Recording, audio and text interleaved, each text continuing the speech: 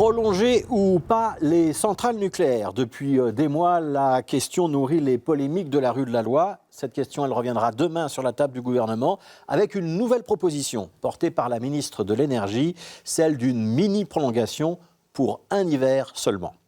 Cette nouvelle proposition, elle est motivée par un rapport qui a été déposé sur la table du gouvernement fédéral et dont l'Écho et Le Soir ont pu rendre compte dans leurs éditions de ce mardi matin.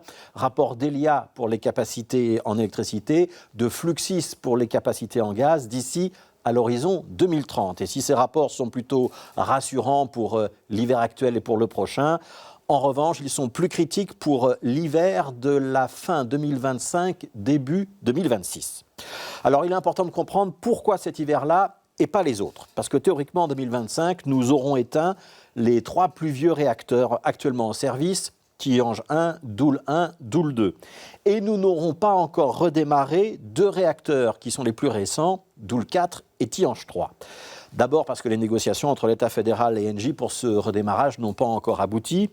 Ensuite, parce qu'on n'a pas encore planifié des travaux de maintenance et de sécurité si cet accord aboutit. On ne pourra donc pas faire repartir ces réacteurs avant 2026. L'idée de Tine van der Straten, ministre fédéral de l'énergie, est donc la suivante.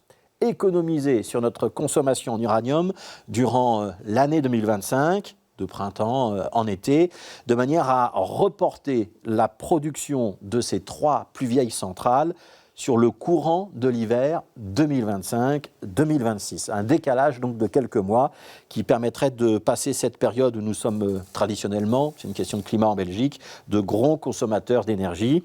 Et puis après 2026, les 2 centrales les plus récentes pourraient reprendre du service.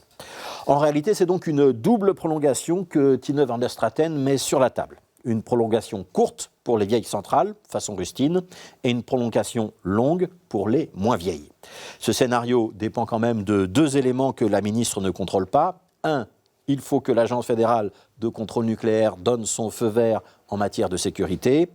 2, il faut bien qu'on aboutisse à un accord avec Engie, alors que pour l'instant, les négociations entre l'État fédéral et la firme énergétique n'avancent, il faut bien le dire, pas beaucoup.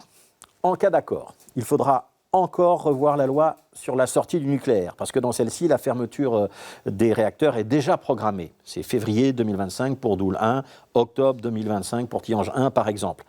Changer la loi, ça signifie un passage par le Parlement, et ça, c'est un exercice à haut risque, tant on sait que les partis de la majorité sont divisés sur cette question idéologiquement très sensible, même si après les remous des dernières semaines, tout le monde a sans doute bien compris qu'une nouvelle foire d'empoigne, où chacun voudrait tirer la couverture à soi et obtenir le plus possible, pourrait être fatale à la majorité en place. Alors ce scénario de double prolongation, il sera débattu demain à 17h en Conseil des ministres restreint. Politiquement, cette proposition est une évolution importante de la position de la ministre de l'Énergie, membre de Groen, les écologistes flamands. Et pour justifier son changement, la ministre peut s'appuyer sur un rapport d'Elia qui s'alarme des ratés des centrales nucléaires françaises. C'est le grand paradoxe. C'est quand le nucléaire français démontre ses limites que le nucléaire belge pourrait être sauvé d'une disparition programmée depuis longtemps. Ça prouve à quel point nous avons mal préparé cette sortie du nucléaire. Et ça ne date pas de la majorité Vivaldi, mais de tous les gouvernements qui l'ont précédé depuis 20 ans.